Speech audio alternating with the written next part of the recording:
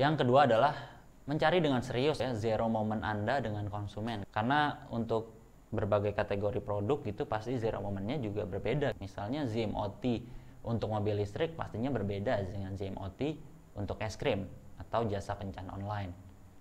Anda dan tim Anda perlu memahami dengan tepat bagaimana orang menelusuri produk atau layanan yang Anda kembangkan. Pada awal bab ini sudah disarankan kalau kita harus memasukkan nama produk ke dalam kotak pencarian dan melihat istilah pencarian terkait yang muncul saat Anda mengetik. Jadi relevant search-nya apa sih? Karena relevant search ini pasti menunjukkan apa yang sering dicari orang terkait kata kunci yang teman-teman gunakan tadi. Relevant search tadi juga adalah pencarian yang populer berarti ya, terkait nama produk teman-teman. Jika teman-teman kemudian memasukkan sepatu golf karena produk teman-teman adalah sepatu golf dan melihat bahwa penelusuran populer adalah sepatu golf untuk wanita atau cuci gudang sepatu golf atau ulasan sepatu golf, nah teman-teman akan mulai melihat nih dan mendapatkan gambaran di mana posisi zero moment untuk produk teman-teman berada. Berarti zero moment untuk produk teman-teman berada itu ada di 3 kata kunci tadi. Oke. Setelah itu, kalau sudah tahu zero moment teman-teman ada di mana, maka kemudian yang penting adalah menyediakan jawaban untuk pertanyaan yang tepat. Maksudnya ya memang pertanyaan yang diajukan sama konsumen gitu. Nah, tapi bagaimana sih cara untuk menemukan pertanyaan yang tepat gitu atau yang paling dicari sama orang-orang nih? Ada banyak cara untuk melakukan hal tersebut, salah satunya dengan menggunakan Google Trends. Google Trends akan memberitahu teman-teman penelusuran apa yang sedang hangat saat ini atau sedang populer saat ini atau dalam beberapa hari terakhir. Nah, ini sebenarnya rentang waktunya bisa teman-teman sesuaikan sendiri ya. Mau hari ini, seminggu yang lalu, atau bahkan setahun terakhir. Masukin nama bisnis teman-teman dan kemudian teman-teman bisa ngelihat trennya gitu ya. Ataupun kalau nggak nama bisnis teman-teman bisa menggunakan kata kunci yang berhubungan dengan bisnis teman-teman. Alat analitik lain seperti WebTrend dan juga Adobe Omniture dan juga pastinya Google Analytics hadir dengan kemampuan bawaan standar yang akan menunjukkan jika teman-teman menjawab pertanyaan yang tepat di situs web secara spesifik, itu akan membantu posisi ZMOT bisnis teman-teman gitu. Misalnya nih, pertimbangkan metrik yang disebut bounce rate.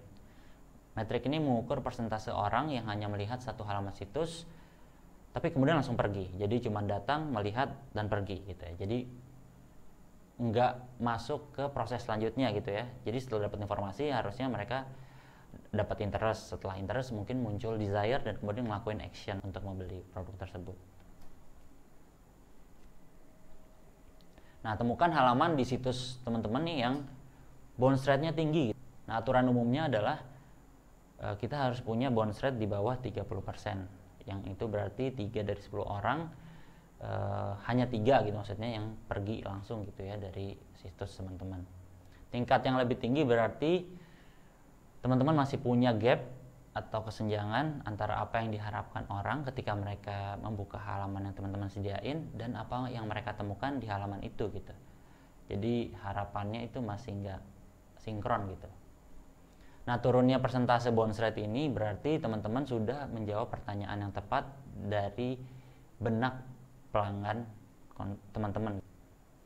Dan teman-teman juga mesti ingat kalau banyak pertanyaan yang berbeda yang diajukan. Rata-rata konsumen itu menggunakan lebih dari 10 sumber informasi untuk membuat keputusan. Dan ingat juga kalau motivasi konsumen adalah menghemat waktu, menghemat uang, dan menemukan produk terbaik. Nah, pertanyaan-pertanyaan yang harus teman-teman jawab biasanya terkait dengan 3 hal tersebut. Kalau teman-teman udah tahu gitu ya, momen ZMOT-nya buat bisnis teman-teman, kemudian juga pertanyaan yang tepat untuk dijawab itu apa, maka langkah selanjutnya adalah mengoptimasinya.